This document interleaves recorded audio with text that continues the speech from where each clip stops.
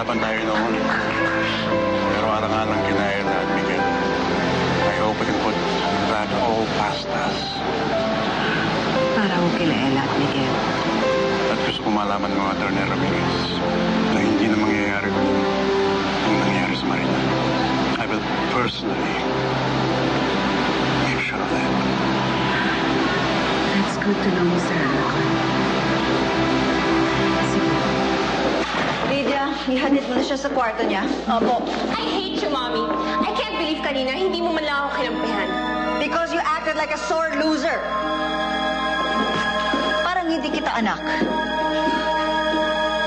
Masyado kang masukista na walang dahilan. Hindi mo ginagamit ang utak mo.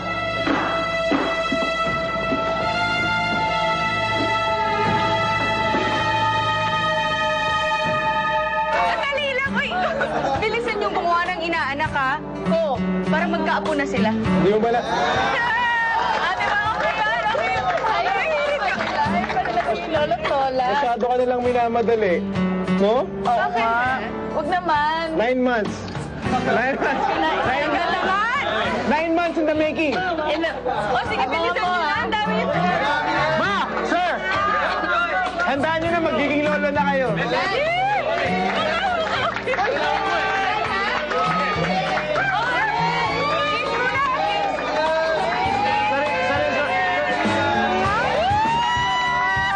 Naniniwala ka ba talaga na masaya ako para sa kanila?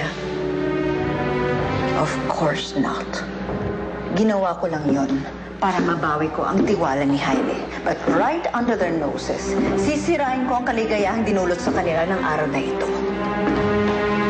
Mami? Kung ayaw mong maging masaya si Miguel at si Ella, lalong ayokong magkaroon ng ugnayan si Tessa at si Jaime, babawiin ko ang daddy mo.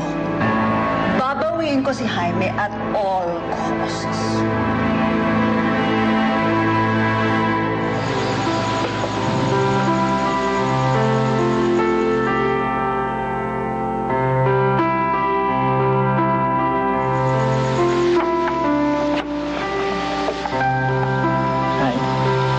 Hello.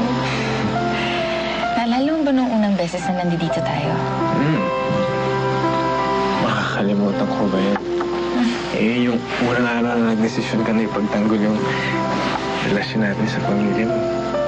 Yung isang desisyon na hindi magbabago kahit kailan. Sanay tayong dalawa lang ba dito?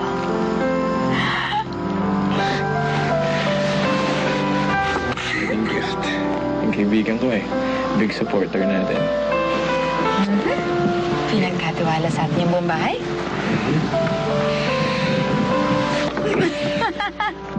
Let's go. My wife? My husband?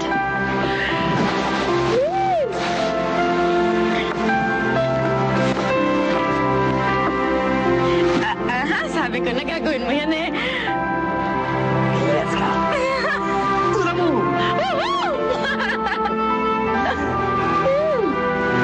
Actually, ito na lang tayo kasi tayong dalawa lang. Huwag naman!